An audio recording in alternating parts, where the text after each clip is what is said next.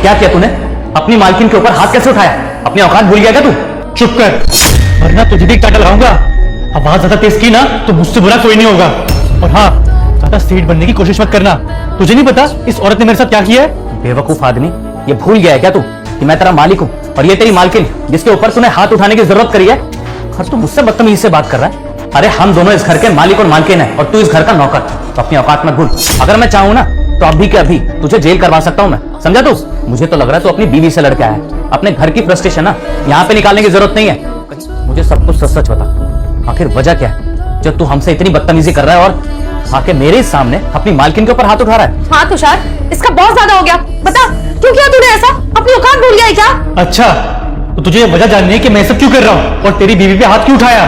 तो सुन मालकिन, गांव से फोन आया था, कह रहे थे कि माँ की तबीयत बहुत खराब है।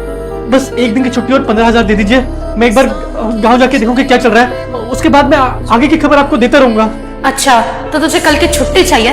घर में झाड़ू पोछे का काम कौन करेगा? और पैसे पैसे तो तुझे मैं किसी कीमत पे नहीं देने वाली हूँ। तेरी तनख्वाह यहाँ पे सिर्फ 5,000 रुपए है ना, और तू मुझसे 15,000 रुपए मांग रहा है। कल को अगर तू मेरे पैसे लेके भाग गया तो इसकी जिम्मेदारी कौन लेगा? मालकिन कैसी बात कर रही है? पिछले 5 साल से यहीं पे काम कर रहा हूँ, मैं पैसे लेके भाग तो ना जाऊंगा।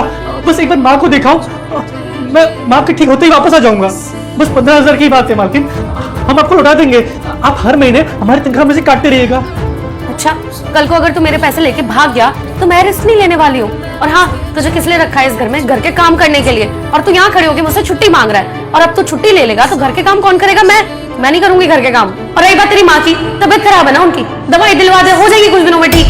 मालकिन आप कैसी बात कर रही है? ऐसे तो माँ को कुछ भी हो सकता है। अरे तेरी माँ की तबीयत खराब हो, कुछ भी हो, मुझे ना इस बात से कोई फर्क नहीं पड़ता। मेरे घर के काम होने चाहिए बस।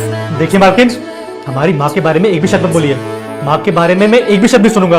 अबे ओ राजा, अपनी ना थोड़ी औकात में रह। और निकाल दिया ना काम से तो कहीं और नौकरी भी नहीं मिलेगी। अब निकल यहाँ से। तुम दोनों की वजह से मेरी माँ इस दुनिया में नहीं है। देख राजा, इतनी बड़ी बात हो गई, मुझे सच में नहीं पता। मुझे नहीं पता कि तेरी माँ भी इस दुनिया में नहीं है और तू उनके इलाज के लिए छुट्टी मांग रहा था। देख, अगर मुझे पता होता तो एक दिन क्या, मैं तुझे 15-20 दिन की छुट्टी दे देता। लेकिन सच में मुझे नहीं पता था।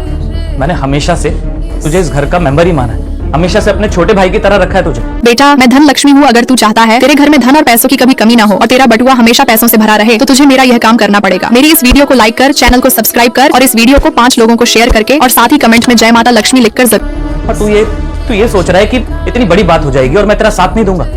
मुझे सच में नहीं पता कि ये सब हो गया तेरे साथ।